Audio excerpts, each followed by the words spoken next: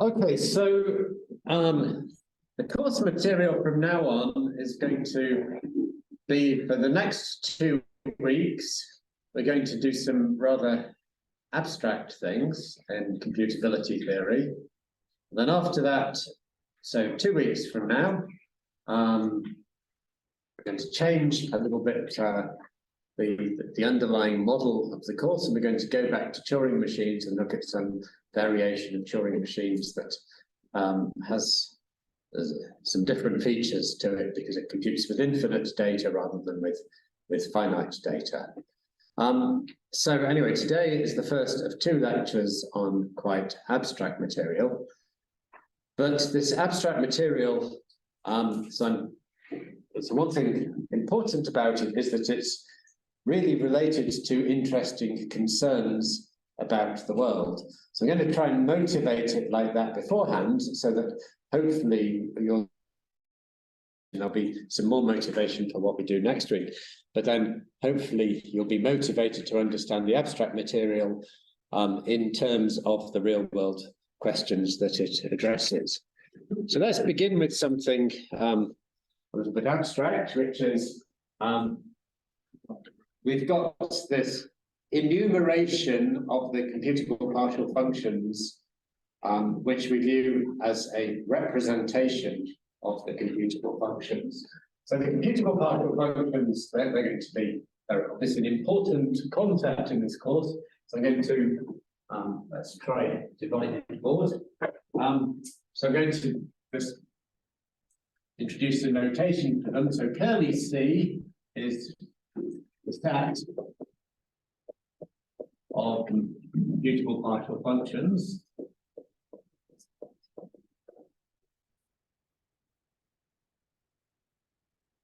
And by this, when I just say C, I mean the unary ones, that is the single argument function. And we have the representation of C given by the enumeration.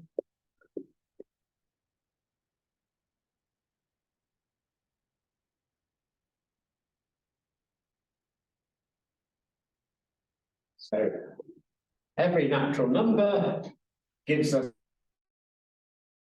for a computable partial function.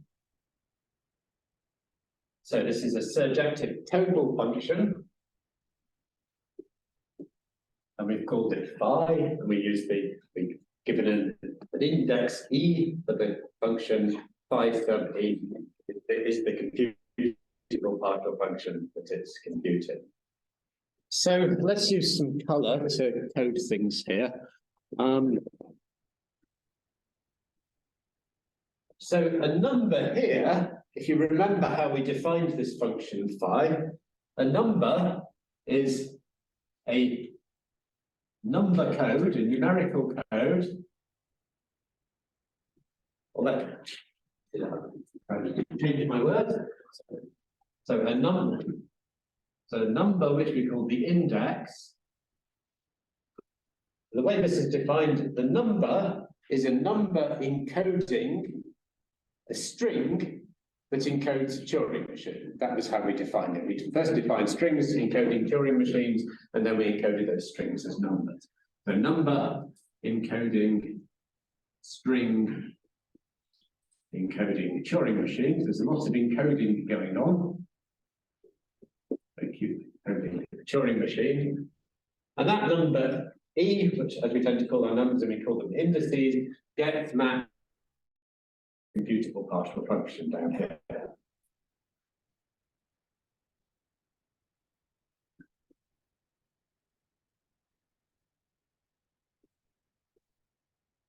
But what's really going on from a more conceptual level? Well, here we've got an encoding of a string encoding a Turing machine. The Turing machine itself is like a set of instructions given by this transition function and then the names of the states and so on. The point is, the right way of looking at it, so conceptually, is a Turing machine is like the text of a computer program. It's giving us like the text of a computer program gives us an algorithm, which gives us an algorithm. So we can view this number as a kind of number that represents program syntax, if you like.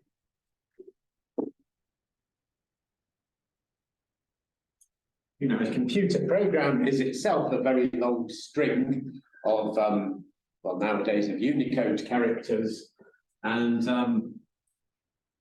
essentially this one could then code that up as a number, which is essentially how it's stored on the computer anyway. So this isn't really so far removed. The programming language is the language of Turing machines. Okay, it's not a very standard programming language, but it's not so far removed from a program, from programs.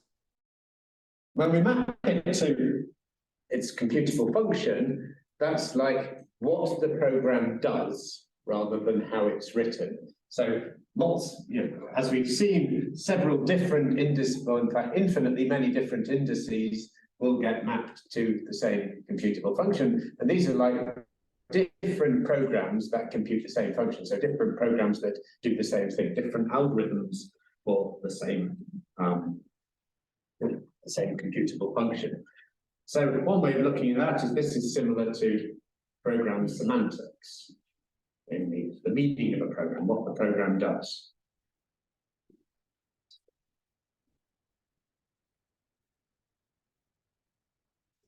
Given this picture, if we go to the more practical world of programs, it is of course very useful, potentially useful question to ask: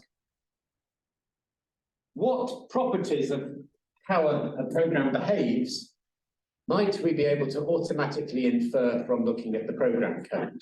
So, for example, if we're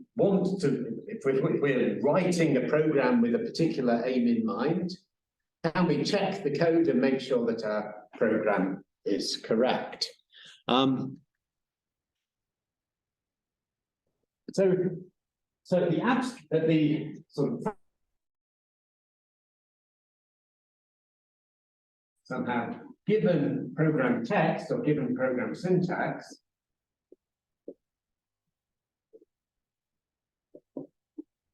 is it possible, or if you like, when is it possible to automatically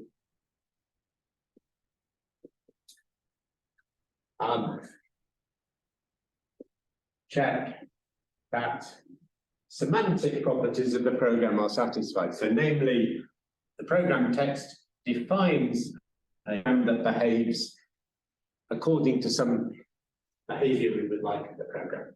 So automatically check that semantics means meaning.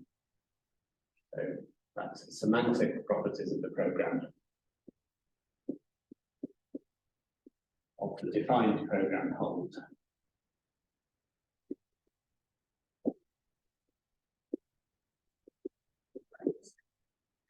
And there are lots of questions like this that are really important in computer science. So some example such questions would be, let's use bullet points to separate them. So does the program meet its specification? So in the case that we have a specification, meaning we have an intended behavior that we want the program to meet,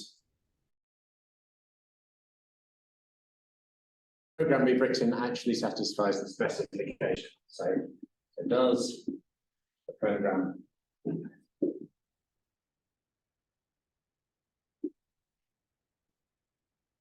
meet its specification?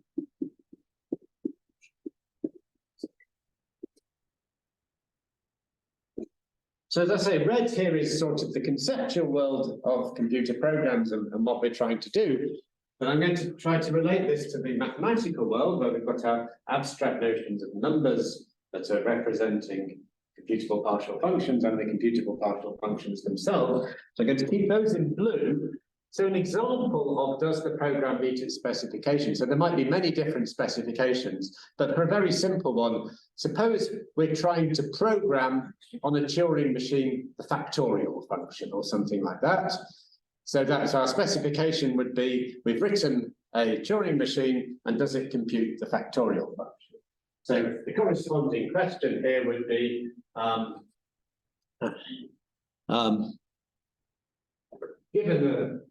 Given an index E, which is our program, it's our number encoding the string encoding the Turing machine. So is phi E the corresponding question for one specification, namely being the factorial function. So is phi E the factorial function?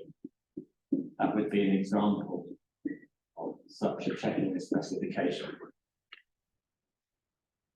So another kind of question you might ask from the program text, you might want to know that your program, no matter what input you give it, it will never go into a loop from which it will not exit. So it will never sort of get stuck or just compute in the background or something like that. So, so we could phrase that as, does the program halt on all inputs?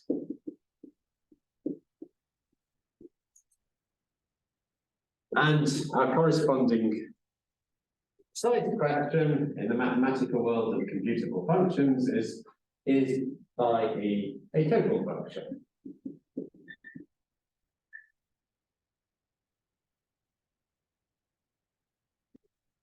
And then just to give one other example, so we've got halting on all inputs. Another possibility, well, you could ask, does it halt on any input? That might not be such a useful thing to ask. Is there some input that it halts? But that's another question one can consider. But let me consider something else. So we might have a program that's intended to produce some output. And there might be some particular values of output that we know are erroneous. And we don't ever want the program to output an erroneous result. So we check that it doesn't. So does the program output an error value, I'll call it, which is something we want to avoid. I mean, you can probably think of lots more questions like this yourself, but a corresponding mathematical question, well, we're just talking about functions on the natural numbers, so without loss of generality, we could say 0 is an error value, and all other numbers are all right. So a corresponding mathematical question would be, let's look at the question, given an index E, is phi E, does there exist a natural number n as input such that phi E of n equals 0?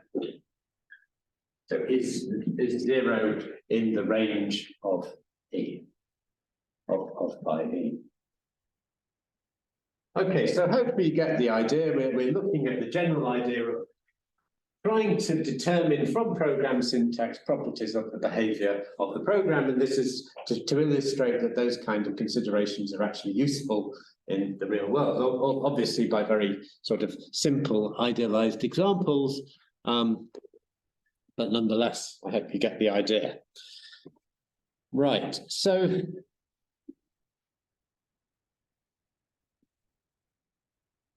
let's turn this now into a mathematical question. We want to do things, we want to automatically check that such properties hold, and we want to know when or when we can't automatically check that such properties hold. So we might, so mathematical questions related.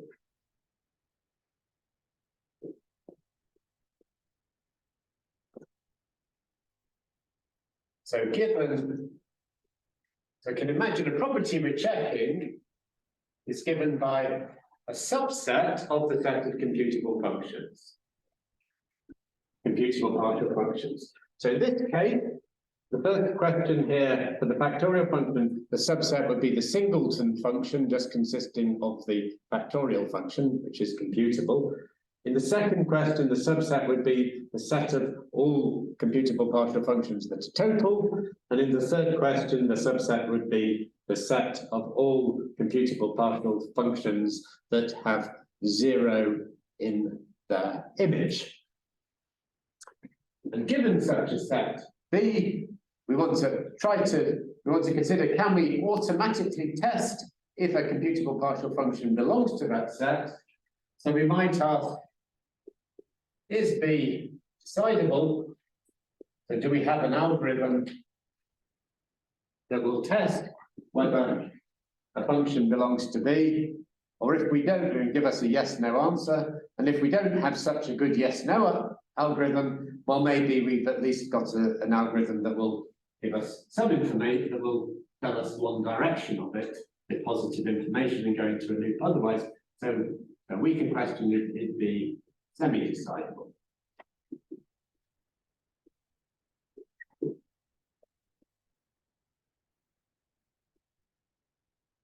And here, what do we mean by decidable and semi-decidable? Because we're talking not about sets of numbers, for which we know the answer to that question, but we're talking about sets of functions instead. So what we mean in this case is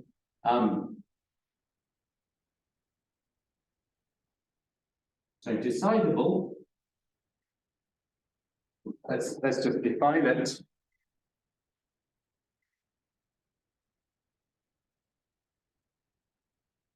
The B is decidable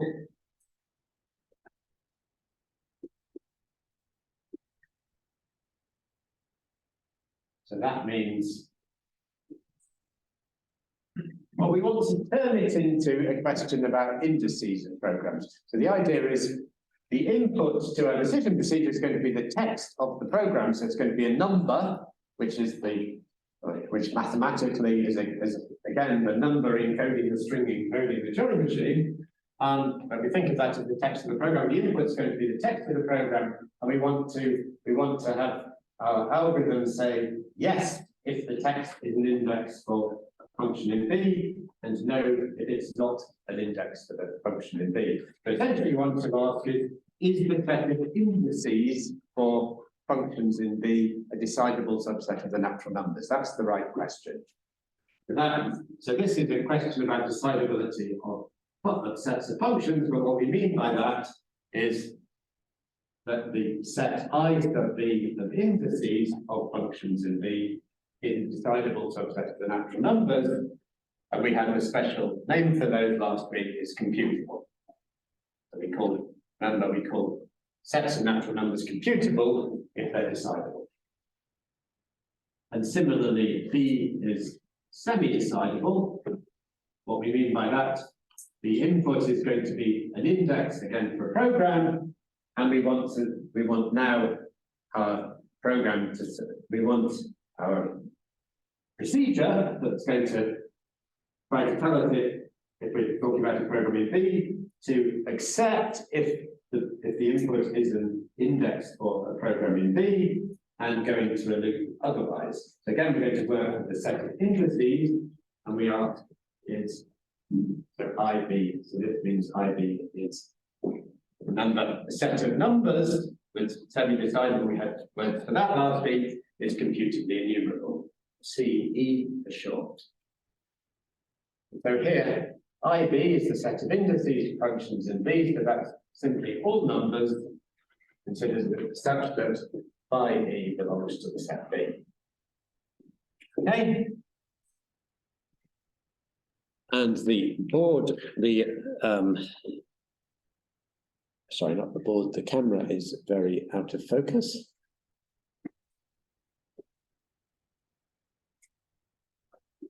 Also very unresponsive. That's all right.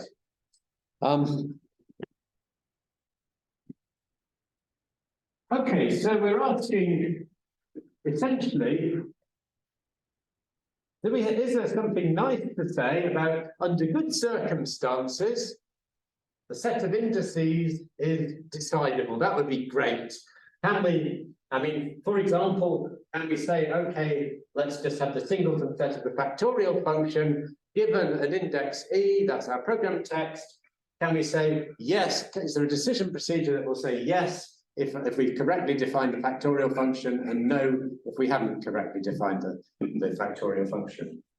Can we do that for the property being a total function? Well, those of you with good memories or a good understanding of the material might remember that a couple of weeks ago in the lecture, well, not a couple of weeks ago, because that was when the presentations were, either 1 or 3 weeks ago, one of those two, in the lecture, we proved that the set of total function, the indices of total functions, is not decidable. So actually, we know that there isn't this question here is by a total function that's not going to be decidable. But for some other cases, are there cases in which the question is decidable? It would be nice because that would potentially be useful. In particular, this specification question, that would be useful. So we can get a very complete answer to this question, but it's a very negative answer to the question. And this has, so it's the famous theorem of immutability theory, but it's a really nice theorem because of, well, it would be nice if there were a positive answer, but given, one has to accept the facts of life. So the theorem is called Rice's theorem, and it says you can basically never have a positive answer. But it's good to know this. The Rice's theorem is that the only decidable subsets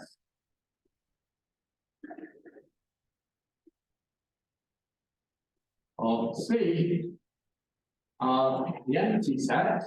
Of course, that's decidable because it's decidable by the program that given an index always returns false. And of course, the whole set, C itself, that's decidable because it's decidable by the program that always returns true. But those are the only decidable sets. So any property at all, there is no such thing as an interesting decidable property of computable functions, of computable partial functions. So you can't hope to do this automatically. Now the question of the semi-decidable is more interesting in the sense that it has, there are some non-trivial cases of semi-decidable properties, but it's also more involved. So we'll leave that until later in the lecture. So I'm not going to give you the answer to that question now. The first thing we want to do is prove Rice's theorem, but that's going to take a bit of work to get that. But even before doing that, maybe I just want to say a few words which are kind of inessential to what follows,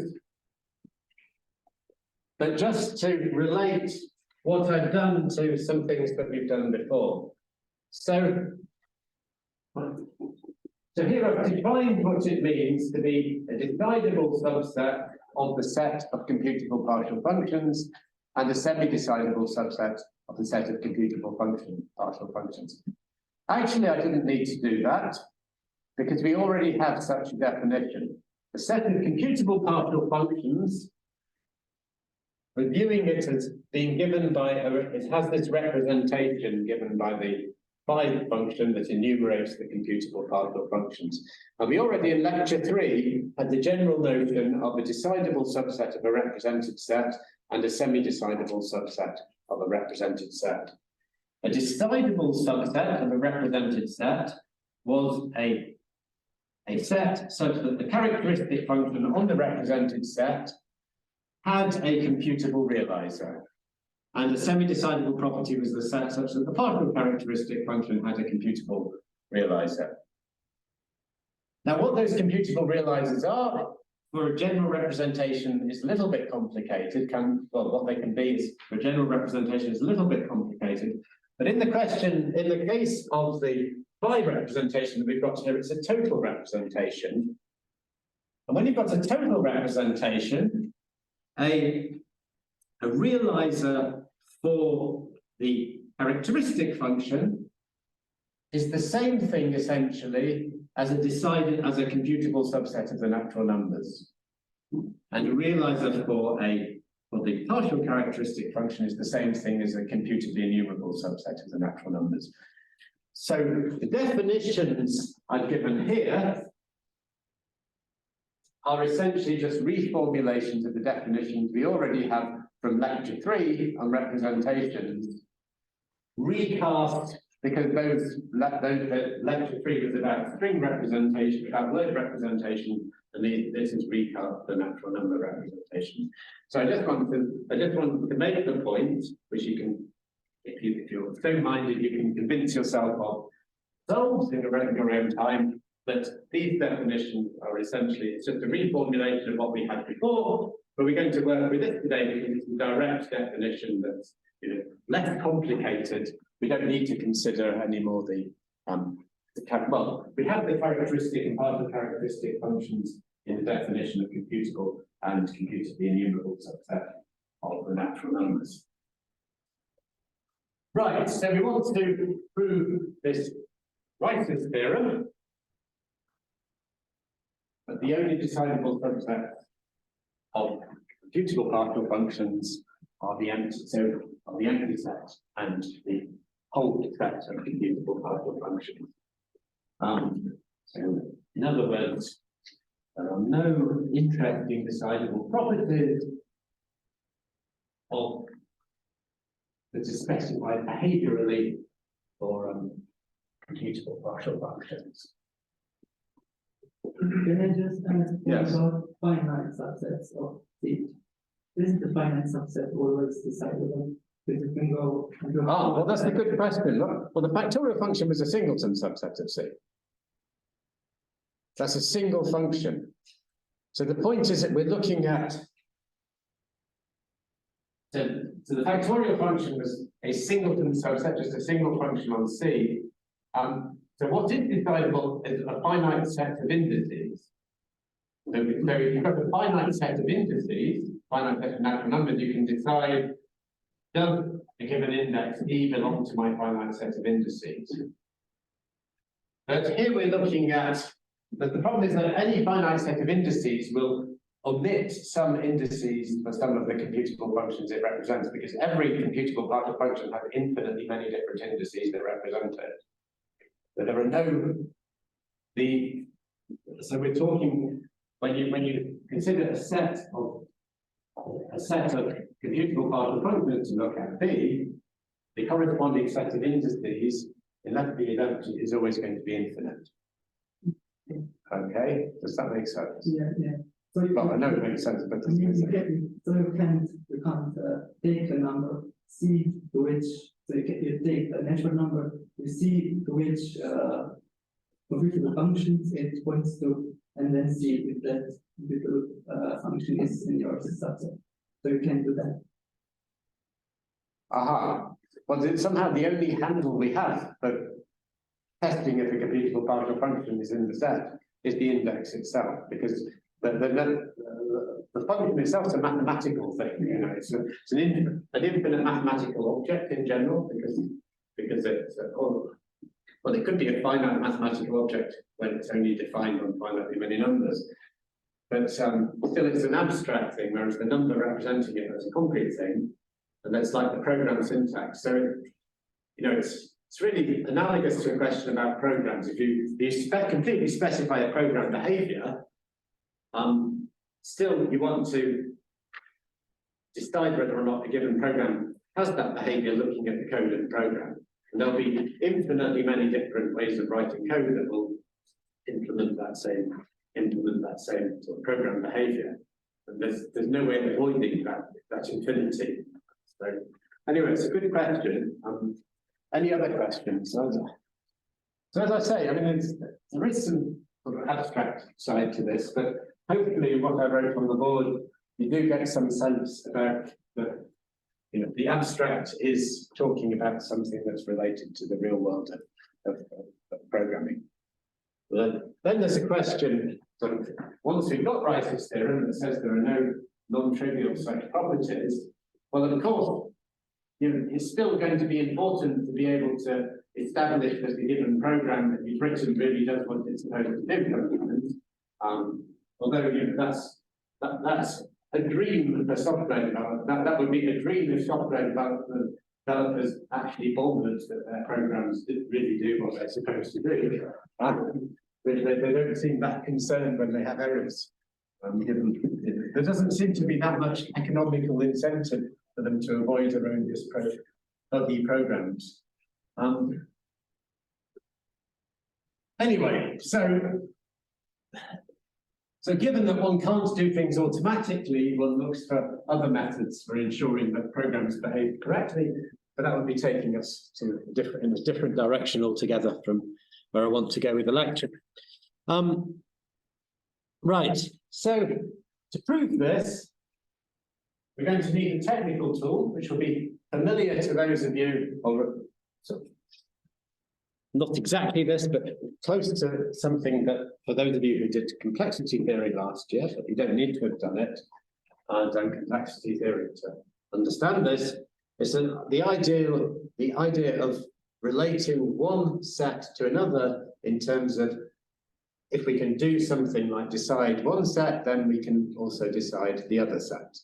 And that's a very useful thing to know. And the technical tool that we have for this is something called a reduction.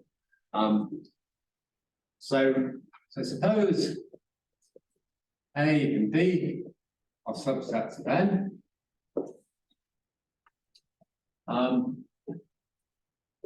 So I'm going to consider two things called reductions from A to B, a total reduction and a partial reduction. So total reduction, and I'll put the total in brackets because of this. The camera. Thank you. You see, it will remind me when I'm over that side, because mind you, here I've got the monitor here, but I wasn't looking at it. But thank you.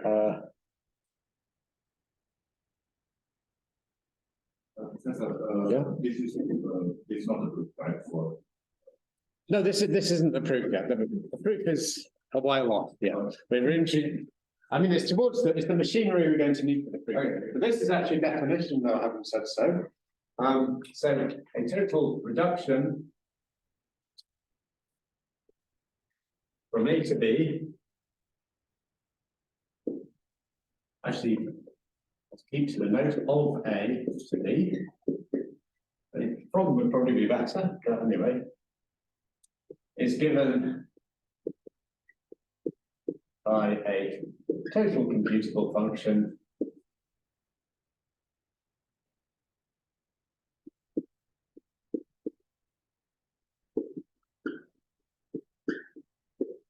on the natural numbers, such that x belongs to A for every natural number x belongs to A if and only if f of x belongs to B. This is for all x in A.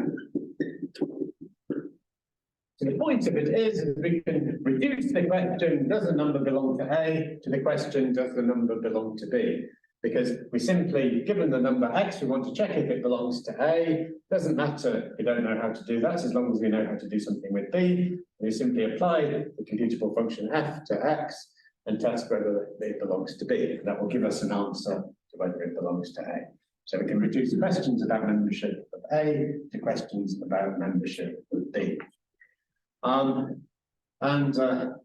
partial reduction, and here I won't put partial in brackets because if I'm talking about a partial reduction, I'm always going to say partial of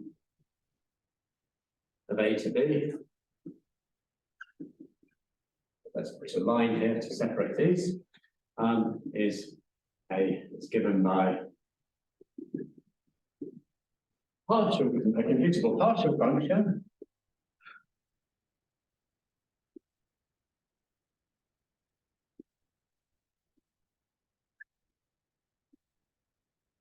from, so again, f from,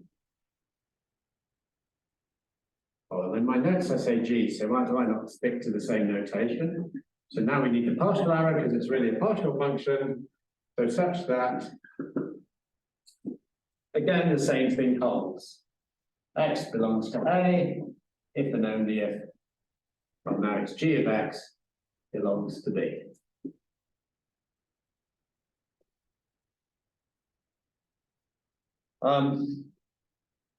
So if G is undefined on X, that, of course, then g of x does not belong to b because g of x is undefined. So if g is undefined on x, so g can only be undefined on elements x that do not, on numbers x that do not belong to a. So let me just write that down. In particular,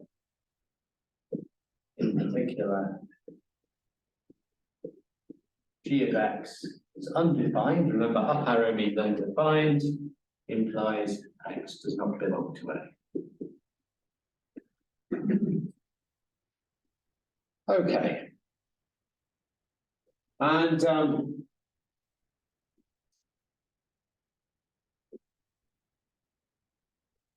we say A is totally reducible to B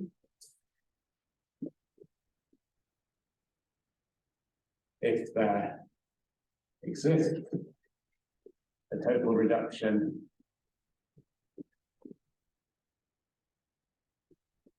from A to B, and similarly for partially reducible.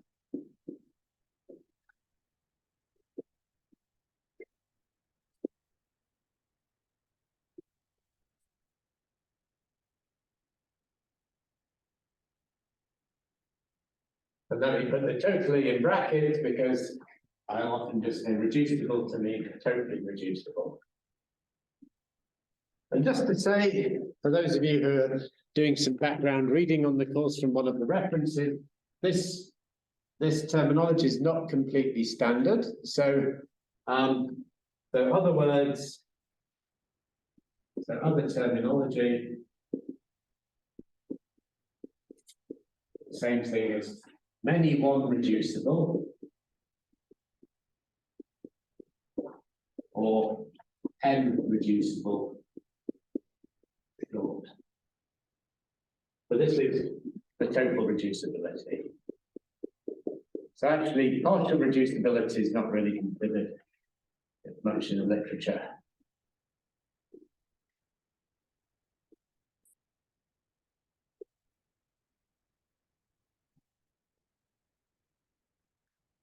The reason for introducing reducibility is the following lemma, which is very easy to prove, but very useful. So the lemma is, if set A is totally reducible to B,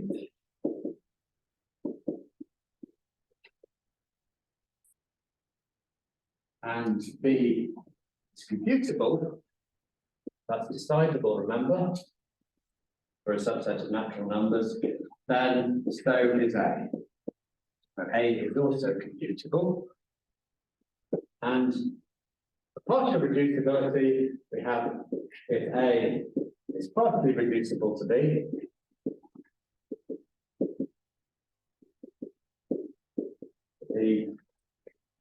and B is computably enumerable, so I just write CE, then so is again 10. So this is called, I call this the reduction lemma.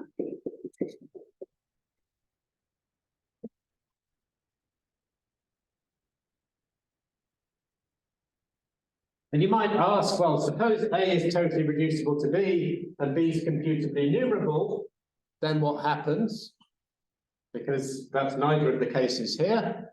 But the answer is, again, A is computably enumerable because any total reduction is a fortiori a partial reduction, because having a partial reduction is a weaker requirement than having a total reduction. So NB, if A is totally reducible to B, is partially reducible to B,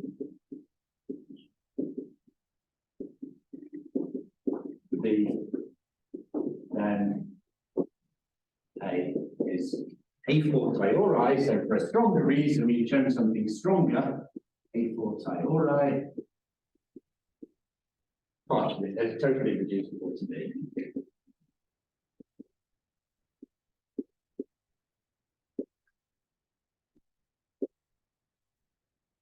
And this lemma is going to be extremely useful for. Sorry? That be the other way. Yeah, it should indeed be the other way around, yes. Being totally reducible is a stronger notion than being partially reducible, because any total function is a partial function, but not vice versa. Thank you. If A is totally reducible, then it's a partially reducible.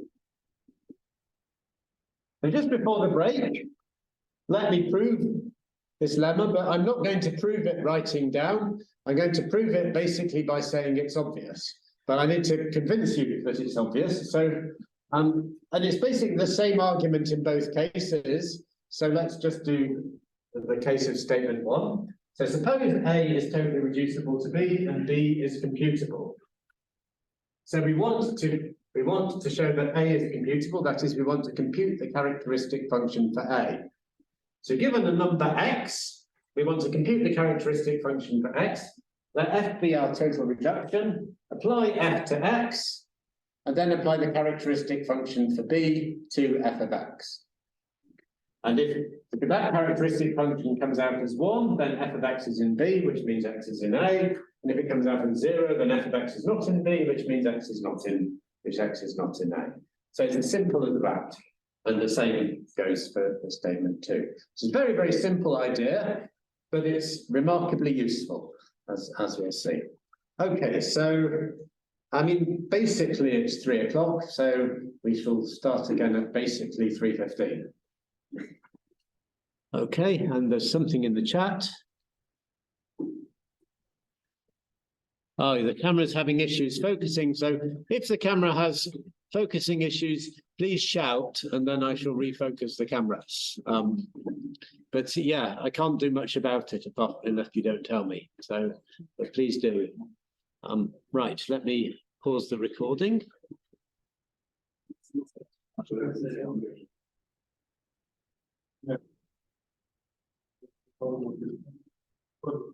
Okay, so now that we've got the tool of reductions at our disposal, I now want to prove Rice's theorem. So let me restate it as in the terms that we're going to prove it. So we want to prove the only decidable subsets of C are empty set for the whole of set of usable partial functions.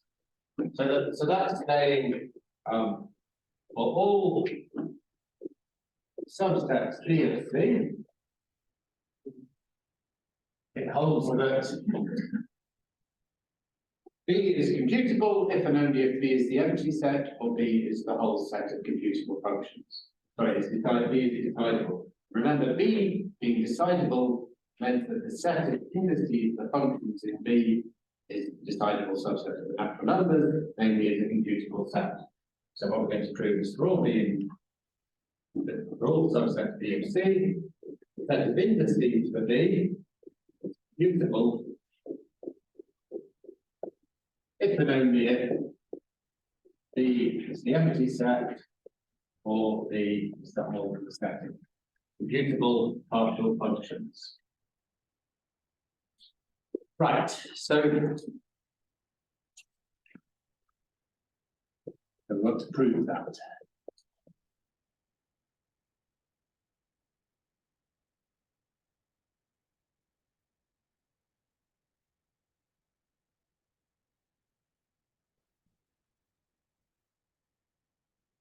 So it's trivial that the empty set and the set of all computable functions are that their indices, the sets of indices are computable because the sets of indices are the empty set of indices or the set of all natural numbers, because it's a total, because the representation of computable functions is total. So that direction is easy.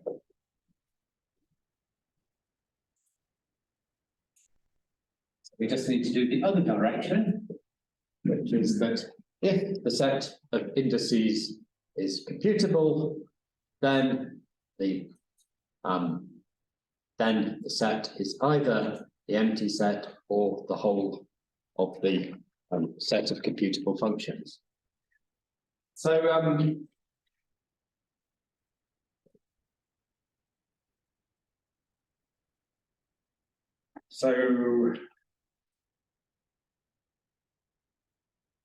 right, so we're going to approach this as follows. We're going to assume we have a set B that's not either the empty set or the set of computable, or the set of all computable functions. And we're going to show that that forces the set of indices to be non-computable. So suppose B is not the empty set.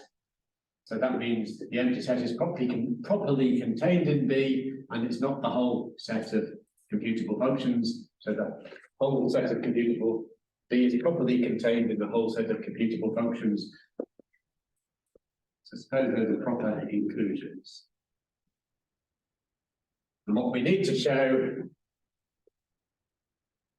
is show that the set of indices for B is not computable. That's what we need to do.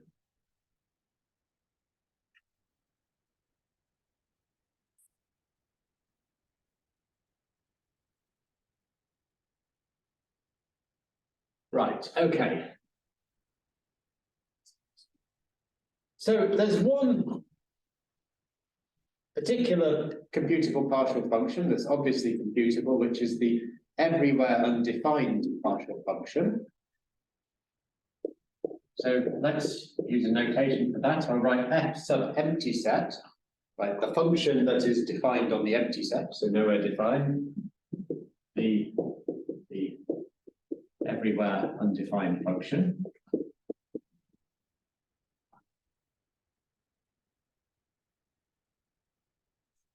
And I'm going to assume that that belongs to the set B.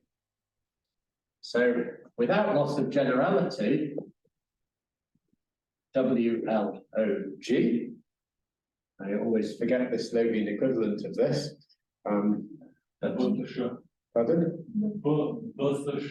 Okay, so yeah. Okay, so plus the anyway, well, without loss of generality, suppose, or we assume is better, we assume that f of empty set belongs to the set B. So why is that without loss of generality? Well, if the f of the empty set did not belong to B, empty set, if the f of the empty set does not belong to B, we're simply going to repeat exactly this argument, do the following argument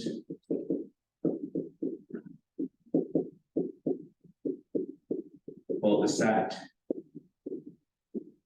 C minus B. So the complement of B, so B is a set of computable partial functions. We consider the complement set of B in the set of all computable partial functions C. And the following argument will then establish that C minus B is not well, the indices of C minus B are not computable. But then if the indices of C minus B are not computable, then their complement is not computable either, and their complement is the set of indices for B. That's written up in a little bit more detail in the notes, that argument. But no, the idea is if a set is computable if and only if its complement is computable. So we can do something for B, we can equally well do it for the complement. So we might as well assume that the empty set belongs to B. Okay, so we've assumed not the empty set, but the everywhere undefined function.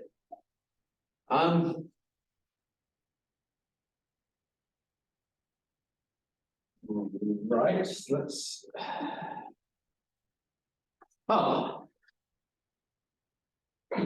And with equal without loss of generality, we could have just as well have assumed that f of the empty set does not belong to B, but by exactly the same argument.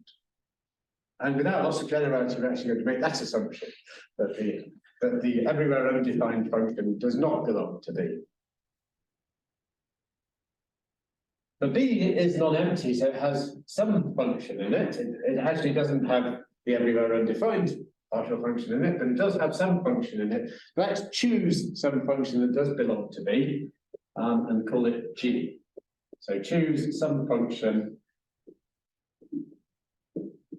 G, some partial function G that belongs to B. Okay, so I've got a function G that belongs to B and another function, the everywhere undefined function, that doesn't belong to B. So now what I'm going to consider the following binary partial function. So binary two argument.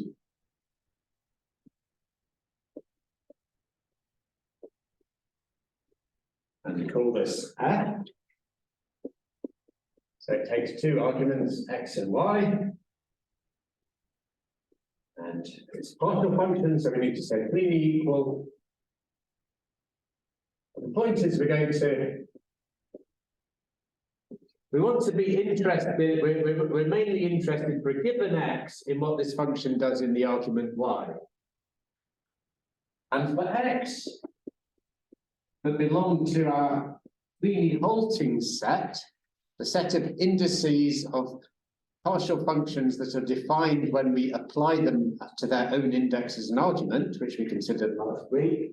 So this is the cleanly set from last week. For such x, f, if fix that x, f in the argument y is going to be the same as the function g. And for x outside of k, we're going to make this application undefined. So for x outside of k, for any such x, f is undefined on all y. So f is then f in y for x outside of k is equal to the everywhere undefined partial function. So the point is we've got some two argument function that depending on x in the argument y will either be the function g or the everywhere undefined partial function. And moreover, this partial function is computable because k is computably enumerable, that's semi-decidable.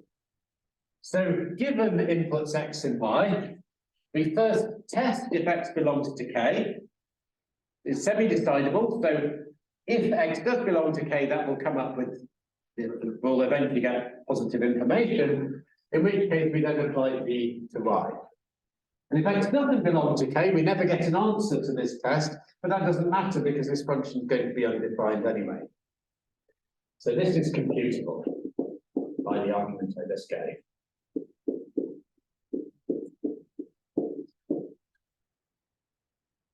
So now we remember the SMN theorem that I think you did in the exercise class last week. You were covering that. So, you know, bit of a complicated theorem, but the idea is not that complicated. The idea is that we have a way of transforming x, an input x, into an index of the function f on y if we fix the variable at x. Okay? So the SMN theorem,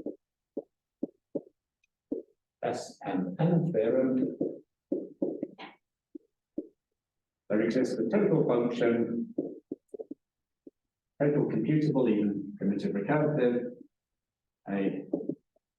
anyway, for our purposes, it's just total computable. I don't remember if in my notes I call it S or T, so that's in this argument. So S.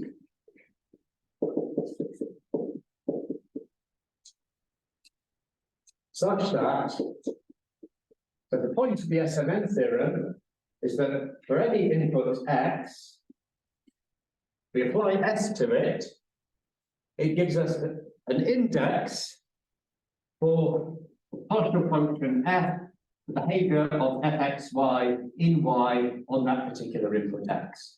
So this function applied to y is going to be clearly equal to f of xy.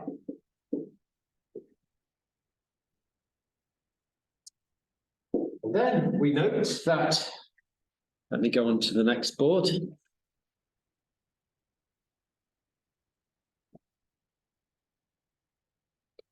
Focusing is really bad in this room.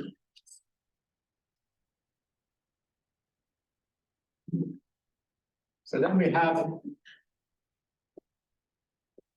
so let's consider two cases.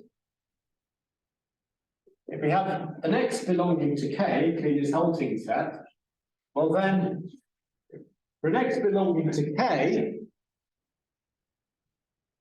we have the F in the second argument Y, the function of F in the second argument Y is the same as G.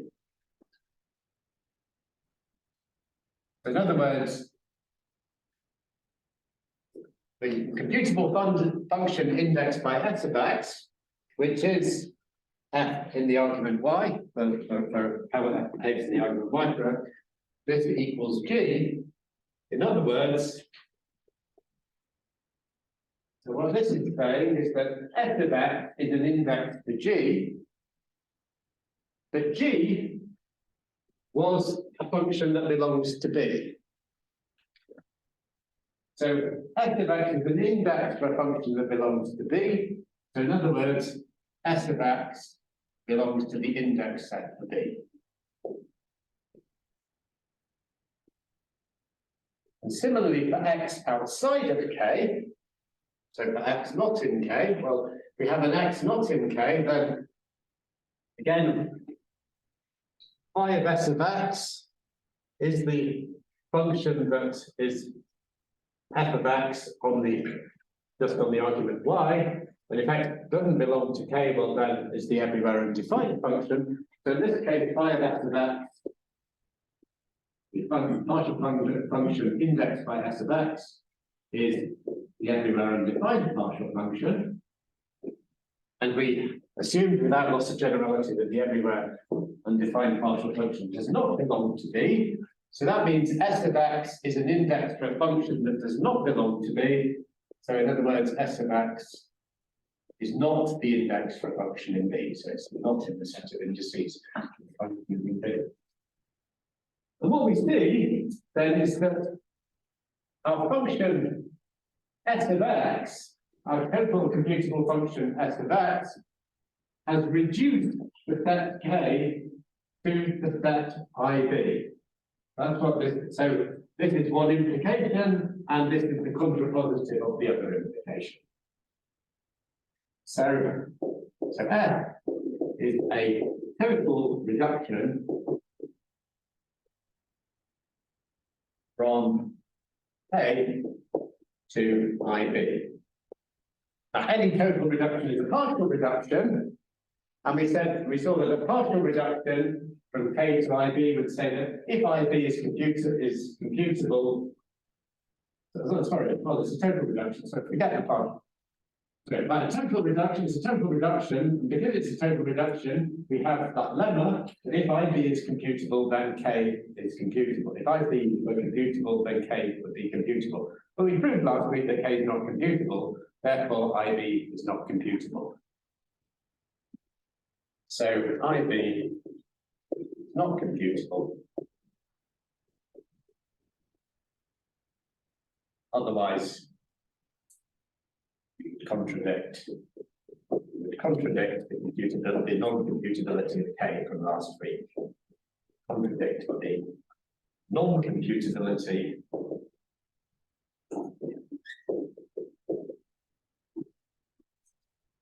of K. Okay, so we're done.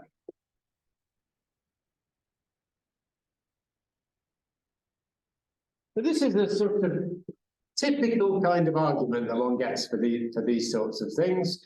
You try and manipulate using functions that you know the status of, using something like the SMN theorem to get to some reduction that then would establish the property that you're trying to, that gives you a handle on the property you're trying to contradict. But this is the first example of such a thing. We're now, so in the remaining part of the lecture, we're going to see two more examples of this to prove one more theorem. So the next proof is going to involve two similar such steps, both slightly more complicated than the one we've just done. And that's to establish the next theorem, which is, well, Rice's theorem has told us that the can't find any decidable subsets, the set of computable partial functions. But still, perhaps we can do some sort of automatic testing of properties of computable partial functions. So let's go to the next best thing that we can do. We can't look for interesting decidable subsets. So let's see, do there exist any interesting semi-decidable subsets of the set of computable functions? So maybe I'll go to this board. Oh, I need to point it at the camera.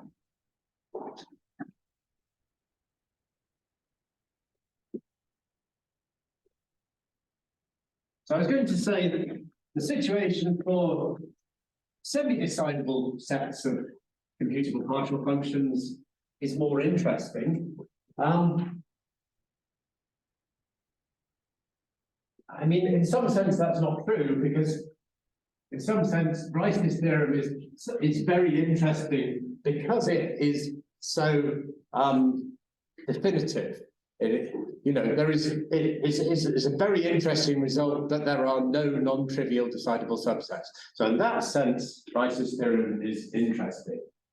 But the next theorem is going to be interesting in a more technical way, in that if you look at semi-decidable subsets, there are some, but they need to satisfy some very strong property in order to be semi-decidable. So before going into the very strong property, let's look at some examples of semi-decidable subsets of sets of computable partial functions that are non-trivial.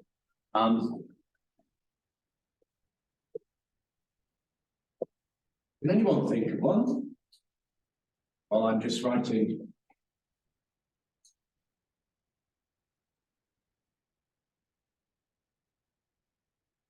We want a set of computable partial functions that, given the index, we can semi-decide, that is, give in finite time affirmative information that an index belongs to that set, if it indeed does. In the case it does not belong to the set, we will just compute forever. We won't get an answer. Does anyone have a suggestion? So one of the examples I considered earlier is actually semi-decidable. Not the singleton. That's not thing. So that's not equal to that. Those sounds Almost. So actually, maybe we'll start with that. So the set. So that wasn't the one I had in mind, but that's it. So the set.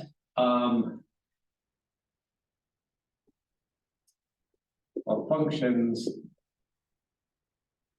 partial function, computable, partial, I'll just write partial functions that are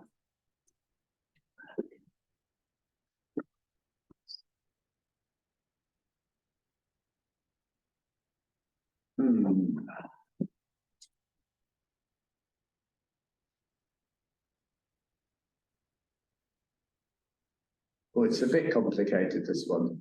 I maybe need to think about that. But let's go to the one I was going to do. So, but let's start off with the easiest example. So the set of comp partial functions f such that f of 0 is defined, for example.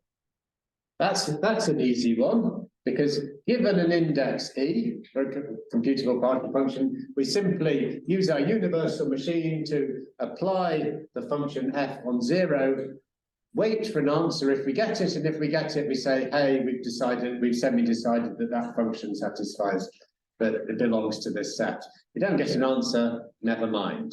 Okay? So we can define, we can semi-decide if a function is defined on a particular input. So similarly, a bit more, slightly more complicated, we can semi-decide if the partial function is defined on any input.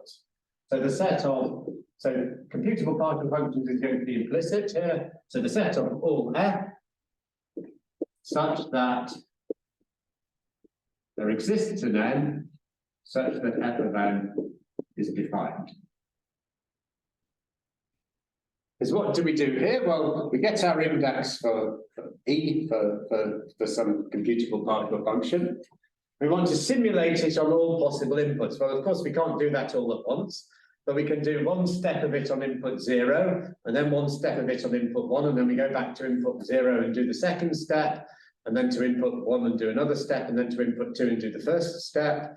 And then we keep on doing that, and we sort of gradually, at each stage, we gradually extend by one step all the inputs we've checked so far, and also then consider one other input and start at the beginning from that simulation. And eventually, if there's any number on which the computable partial function is defined, eventually you will simulate enough steps on that input that you'll find out that the computable partial function is defined. And if so, you return 1. Yeah, I've succeeded. And if not, well, you basically the whole thing takes forever, but that's fine because we're only semi-deciding the property. Okay. So the example I had in mind from what we considered earlier is the set of f such that 0 belongs to the image of f, the range of f.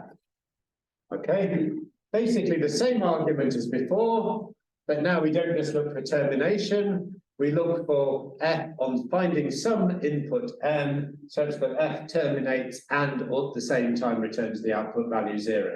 So we might need to find lots of terminating values before we eventually find one on which f output 0. And your suggestion about the singleton function, I'll need to think about, so I'll think about that in the break. And I mean, that one is not, but maybe something related to it is that's interesting is semi-decidable. Okay, but anyway, hopefully you get the ideas here. So what we're going to do, what I want to do now, and then we'll prove it before the break, and then we'll prove it after the break, is formulate the next theorem that tells us, that gives us a necessary property that these sets need to satisfy in order to be semi-decidable. It's not going to be a sufficient property, so not every set with this property is going to be semi-decidable. It's a necessary property, and it's a very informative one. It tells us a lot about the semi-decidable subset of the set of computable functions. And we'll see that all these sets enjoy that property, that necessary property. The property is to do with finite partial functions. So a finite partial function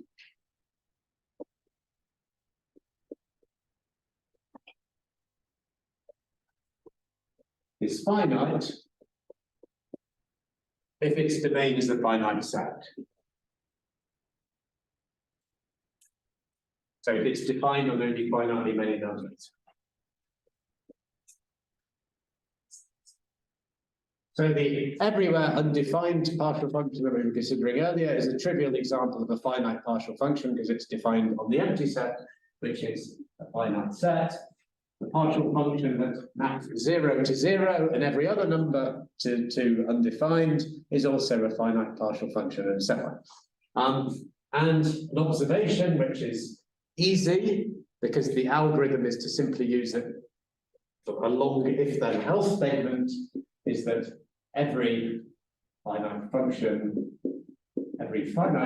function is computable.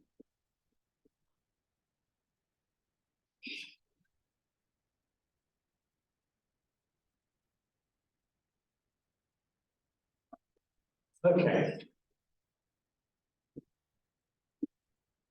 So that's the notion of finite partial function. We need one other notion, which is of one partial function approximating another. And so I just wanted to remember the terminology in the notes. So I'm going to use the notion of restriction for that, the terminology restriction for that. So given two partial functions, finite or not finite, we say f is a restriction of G.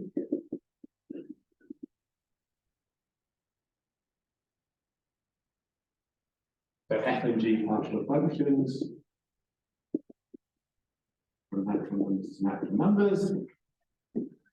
If for all natural numbers m, if f of n is defined, then G of n is defined and G of n equals f of n. So I don't really need to say G of n is defined because the very fact I'm using actual equality rather than clean equality makes it implicit that G of n is defined. Okay, so it includes the information that G of n is defined. So G is defined on at least as many inputs as f, and on those inputs on which f is defined, G agrees with f. And the notation for this, I'm going to use a subset notation for f being the restriction of G, and that's justified because one partial function is a restriction of another if and only if the graph of the first partial function is a subset of the graph of the second. Where the graph is, a set of pairs of input output pairs of the function. Okay, so the Rice-Shapiro theorem, as it's called, so again it's the same Rice of Rice's theorem. In fact, maybe I'll overwrite Rice's theorem on the board here. So the Rice-Shapiro theorem is going to say something about this necessary property of semi-decidable set of partial functions.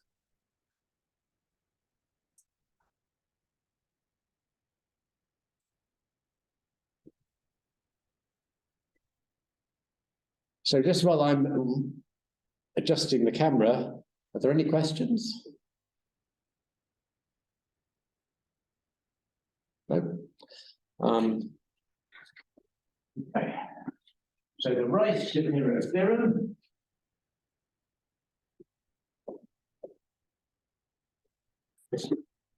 need to remember how to spell Shapiro.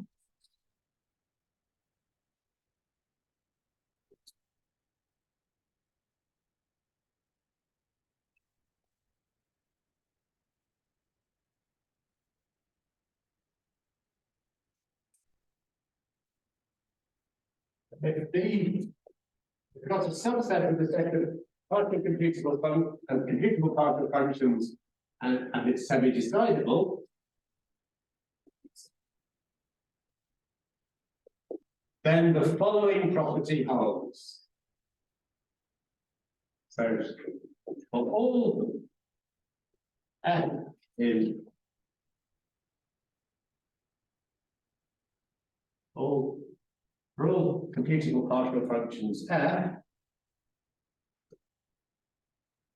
belongs to the set B if and only if there exists a finite restriction of f, which I call f prime,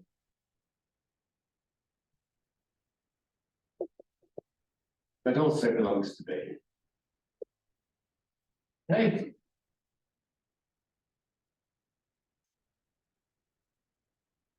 There are two implications here, of course, it's a double arrow. Let's start with the left to right one. So suppose we've got a semi-decidable set, then whenever we have a function in the semi-decidable set, there is some finite restriction of that function that also belongs to the semi-decidable set. That has to hold if the set's going to be semi-decidable. So let's have a look. Well, let's have a look at I've told you this set is semi-decidable. Let's see that it enjoys the property. So suppose we have a function that is defined on 0. Of course, that might be an infinite function, but we can simply consider the partial function, which is a computable partial function, that takes the value of f on 0 and is undefined everywhere else, that's a finite function that's a restriction of f, and that clearly also belongs to this set, okay? In the same way, if we've got a function that is defined on some number, again, we can take the finite function with a singleton domain that's defined on the same number and takes the same value as f on that number. And in the same way, if we've got an f that 0 belongs to its image, again, we can take the finite function with a singleton, in this case, well, in all three cases, we're getting away with a singleton function that takes one of the values on which f is 0 and is 0 on that singleton value and is undefined everywhere else. Okay, so all these are easily seen to satisfy that property. For an exercise, come up with a semidecidable property where it does not suffice to consider a finite restriction with a singleton domain. In all these three cases, it suffices to consider one with a singleton domain. Okay, so using these, we've seen the one implication that there's always a finite restriction. The other implication is also interesting. If you have any computable partial function that has a finite restriction belonging to the set, then that computable function also belongs to the set. So let's consider just the last case here. So suppose we have some computable partial function f, which has a finite restriction of it that belongs to this set. So the finite restriction of it has the property that on one of the finitely many arguments to which it's defined, one of those takes the value 0. But then it's a restriction of this larger, potentially infinite computable function we're looking at. And since the restriction takes the argument 0 on some function, on some argument, f itself also takes the value 0 on some argument and so belongs to this set. And you can go back with a similar argument through the other cases and see in each case that they satisfy the right to left implication of this property. It's an interesting property to mull over. Somehow intuitively, the idea, this isn't how the proof works, but the intuition for why this holds is, suppose we can semi-decide set B. Then if f belongs to B, we have some algorithmic way of semi-deciding that f belongs to B. And because that needs to depend only really on the function f rather than on sort of subtle points in its code, actually all we can do is apply f to a number of arguments and check finitely many properties of it. So if we do that, we then define our f prime to be the restriction of f on the finitely many arguments that we checked in order when we were checking that f belonged to B. And in the other way, if there is a finite function like this, well, we've got a finite function that a finite restriction of our function that is semi-decidable. So, sorry, that it's not semi-decidable, but satisfies a semi-decidable property. Now, a semi-decidable property needed to test a finitely many arguments of its finite function, but it couldn't, in doing so, test any of the arguments on which f prime is undefined, because you can't, if you start testing a function that's undefined on a value, that basically means you're running an algorithm forever, you never get to respond. If you try to test on some arguments on which f prime is undefined, it's going to get lost. So it can't, our test that f prime belongs to B can't have looked at any of the arguments of f prime on which it's undefined, in which case it can't distinguish between f prime and f. That's kind of the intuitive idea for the other direction. Of course, the mathematical proof is very far removed from the intuition in this case, as you will see. But I think the intuition is quite nice. It's good to understand that. But the intuition is all based on the idea of essentially all we can do to test the semi-decidable property is to apply the function to finitely many inputs. And how do we know that? When, in theory, what we're given is the index for the function, which is the whole program code for the function. in principle, it might be possible to look at the code and see from the code itself some property of the function without actually running the function on arguments. So somehow the difference between what's actually established by the theorem and the intuition lies in establishing that really what the theorem establishes is that really the only way we can semi-decide something, even if we're given the code, is not to look at the code, but to actually apply the code.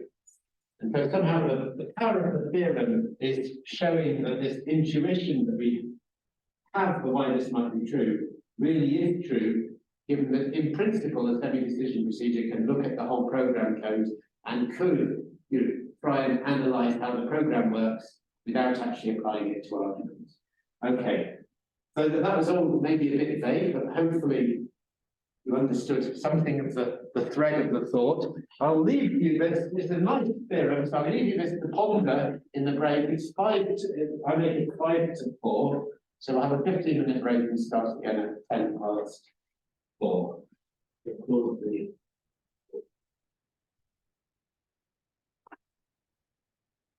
Okay, so the main thing I want to do is prove this Rice-Shapiro theorem, but before doing so, I'd just like to give you one more example of a semi-decidable set, motivated by your suggestion, having thought about it over the break. So suppose G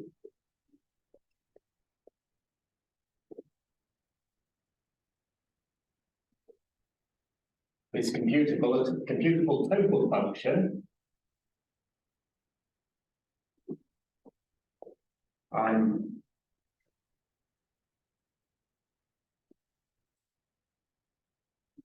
Then the singleton set consisting of G is certainly not semi-decidable. To check that a function belongs to that, you'd have to check infinitely many inputs.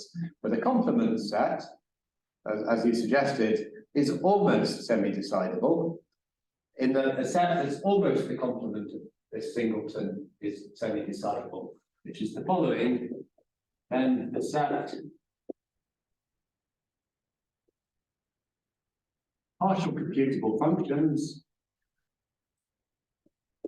F is a partial computable function, so F belongs to the set of computable partial functions, and there exists an N such that F of N is defined, and that's implicit because I'm using equals. Actually, I'm using not equals, but that's like is defined and is not equal to. So there exists some input on which F of N differs from G of N. So this is almost the complement set. This is, well, sorry, let me finish the sentence. This is semi-decidable. This is almost, well, actually, let's write it down. It's not the, so this is the set all computable partial functions with the set with the function G taken out, but also with the everywhere undefined function taken out. Oh no, it's not even quite that. It's got fewer functions in there. It's those functions that are actually defined, are defined on some value and differ from F. So it's a sort of complement of the set singleton G. That you have to be a bit careful because you can only sort of test things where arguments are defined. Anyway, so that's another example of a semi-decidable set. So it was a nice suggestion and it led me to think along those lines. Anyway, so what I want to do is prove the Rice-Shapiro theorem. So we're going to assume we've got a semi-decidable B.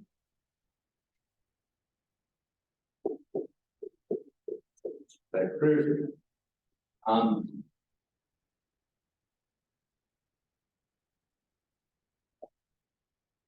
So essentially to prove it, well, essentially we want to assume we've got a semi-decidable B and we want to show that there's only a set holds.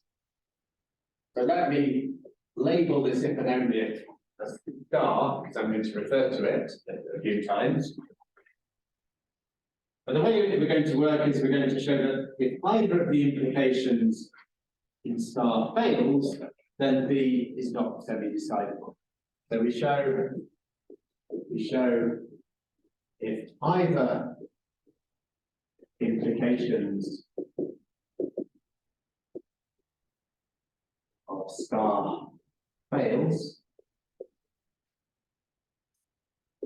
then the set B is not semi-decidable, and what we mean by that is that the set of indices is not computably enumerable. Okay? So to do that, I'm first going to assume one direction fails, and then I'm going to assume the other direction fails, and in both cases we'll work to a contradiction. So let's move the camera.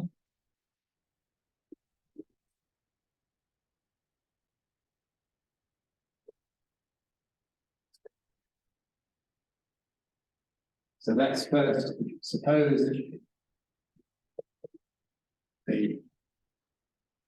which one should we do first? Let the right implication fails.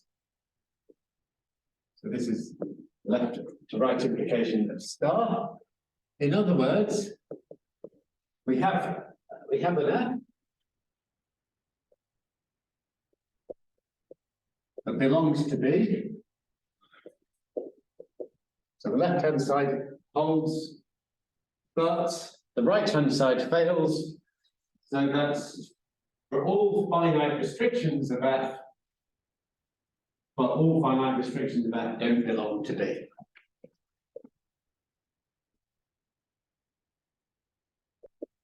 For all finite restrictions of F, F prime does not belong to B. And now we're going to do a similar kind of argument to the one we did before, of defining a two-argument function in such a way that it's the behavior of that function in the second argument is going to give us a contradiction.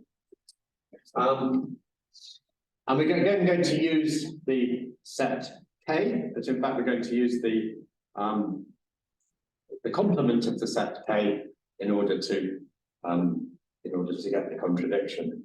And to do that, we need to get some information on K. So remember, K is a computably enumerable set. And by last week, every computably enumerable set, that's a semi-decidable set, can be put in a sort of canonical form, which is the semi-decision procedure can always be to look for a witness such that some total two-argument function takes the computable two-argument function takes the value 0. So this was by a lemma last week. Last week, set K, cleanest set, there exists total computable T in two arguments such that a number belongs to K, that's a semi-decidable, that's a computably enumerable set, the same thing as a semi-decidable set. We can semi-decide belonging to K by searching for a witness Z such that the function Txz returns the value 0. Okay, so this was a lemma last week that any computably enumerable set can always be recast as such a search for a witness number n. And given this, we define again two-argument function. I'm going to call the second argument z here. It's going to be a partial function, so it's cleanly equal to. And we're going to use the function f here. So we want the argument in z to be like f. And we put that in the case that if t xy is not equal to 0 for all y in the range between 0 and z. And otherwise it's going to be undefined if t, x, y equals 0, the sum y in the same range. That's with an otherwise clause. So the way this works is if x belongs to k, then there exists a z such that txz is 0. So eventually the function g for large enough z is going to become undefined. Before it becomes undefined, it's going to agree with f. So for x belonging to k, g in its second argument is forced to be a finite restriction of f. And for for x not belonging to k, there will never be a z such that there's never a y such that txy equals 0. So this clause will always hold. So for z not belonging to k, g in its second argument is going to be f itself. So we can actually write that down. Well, firstly, this is compute. So, well, secondly, this is, or thirdly, or I don't know how. Anyway, something I didn't mention is this function is computable because given x and z, well, here we've only got finitely many tests to carry out, and we're applying a computable function, a total computable function each time, so we can carry out these finitely many tests, see if they're all not equal to 0, in which case we do this, and if one of them is equal to 0, then we go into a loop. Okay, so define a computable function. Okay, so again, we now use the SMN theorem. So by SMN, there exists computable S, total S, such that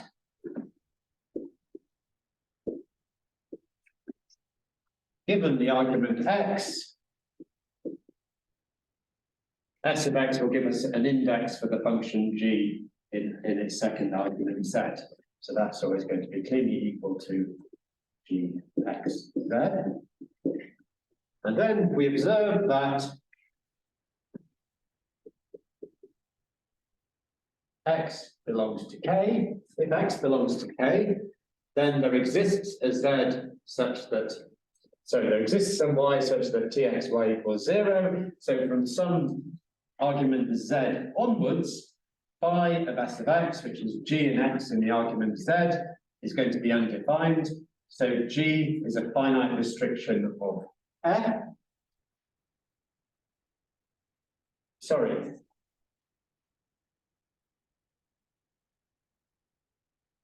Yeah, that's right. So if x belongs to k, it implies that phi of s of x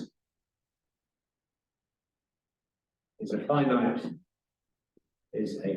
restriction of f. And then by what we assumed at the start, any finite restriction of f does not belong to B. So f does not belong to B. So in other words, so phi of s of x does not belong to B, which means that s of x is not an index for a function in B. So s of x does not belong to a set of indices for B.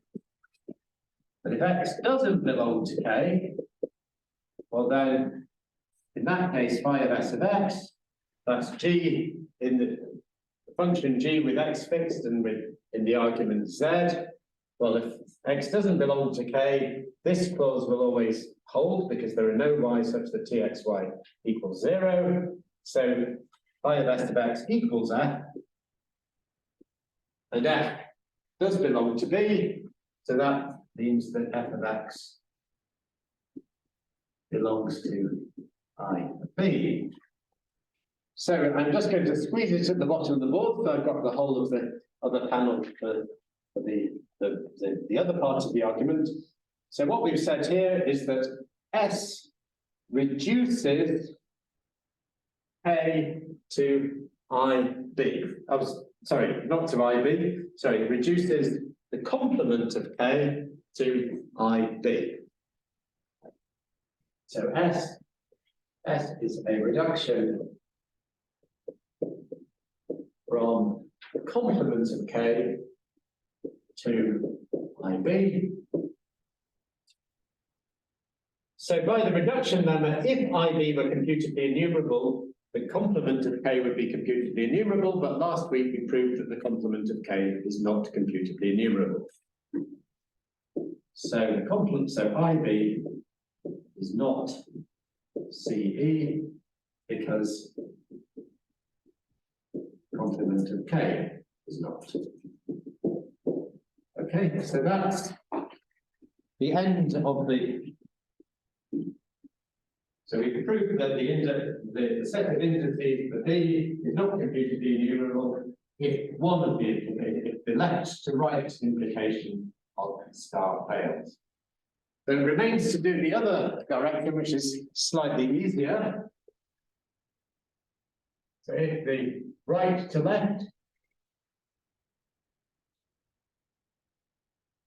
implication of star fails. So what this means is that there's some finite restriction of F that belongs to B, but F does not belong to B. So i.e., we have computable F for which there is some finite restriction, F prime restriction of F with F prime in B, but F itself does not belong to B.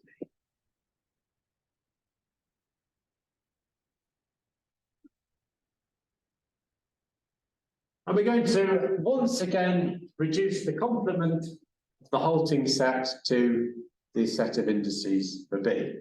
And it's a similar two-argument construction, and in this case we define a computable G by the construction is take whoops, again I'm again using Z in my notes, so let's keep it the same. So G Z is a bit slightly easier here.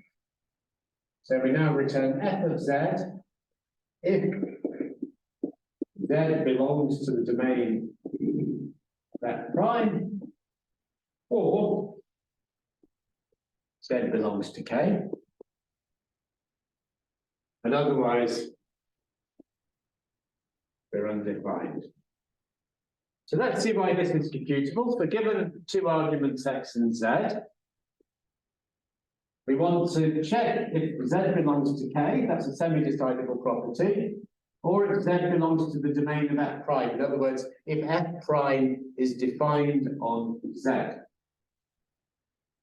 So we do one of these things where we interleave the two tests.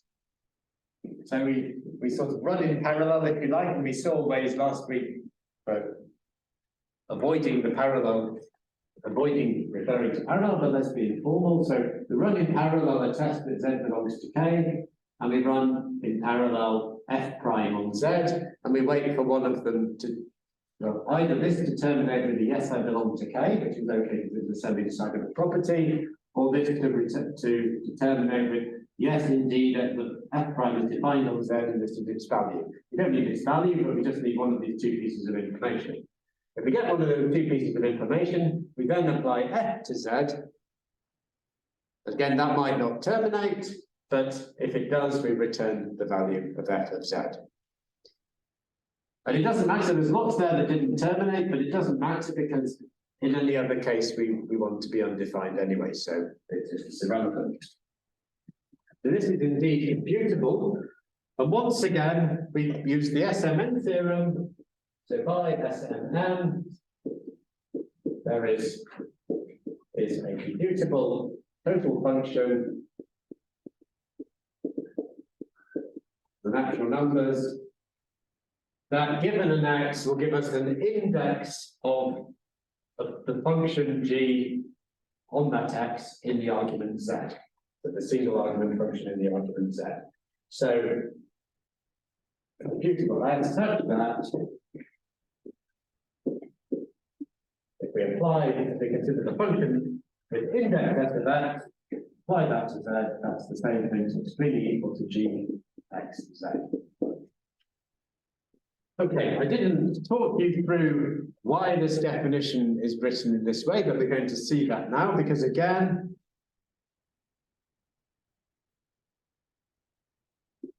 we see that we have if x belongs to k, well, if x belongs to k, sorry, this should have been if x belongs to k, not if z belongs to k. Sorry about that. If x belongs to k, then this always holds. So we simply return the value f of z. Okay, because this is the law, so that always holds, so we simply return the value f of z. So in other words, phi of s of x, the g function in the argument z, is just the function f. And f does not belong to b. So that means s of x is not an index for a function in b, so s of x does not belong to b. And if x does not belong to k, well, in that case, this test always fails, but we still have this test. So the function phi of x indexed by s of x, which is g in the argument z, will return f of z exactly in the case that z is in the domain of f prime. But if z is in the domain of f prime, well, f prime is a restriction of f, so f of z is just the same as f prime of z. So this function becomes f. So the function in the z argument is the same as f prime. In this case, this is f prime. And f prime did belong to b, or does belong to b. So s of x is an index for a function in b. So again, we have reduced the complement of k to the set, sorry, this is supposed to be the set of indices of b here. S of x is an index for a function. So again, we've reduced the complement of the set k to the set of indices of b. So again, S is a reduction from complement of k to the set of indices of b. So again, if the set of indices of b were computably enumerable by the reduction number, complement of k would be computably enumerable, but we proved that it's not computably enumerable last week. So again, I of b is not computably enumerable. And that's the end of the proof. We proved it. Either of those implications fails, then this set of indices is not computably enumerable, and that's what we had to do. Phew.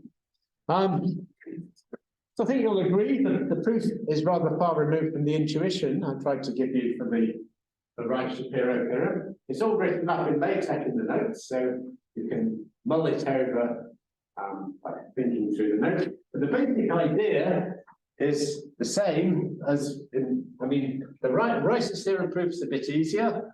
This proof's a little bit more involved, but in all cases we have the same key idea of using the SMN theorem to engineer a function that gives us a reduction from this Cleanest-Hulking set or its complement to the appropriate set of indices. And the standard way of doing that, well, because we're using the SMN theorem, is to cook up a two-argument computable function that behaves in that we have some leverage, depending on whether x belongs to k or x belongs to the complement of k, on how that function behaves in the second argument. So to give us the dichotomy we need. If anyone's got a better explanation for those proofs than that, I'd be very pleased to hear it, because always, you know, it's math and it works, but it's kind of be nice to have a really good explanation for where the ideas come from. Right, good. So I think I'll pause the recording, or rather stop the recording, and if there are any questions, we'll take them up.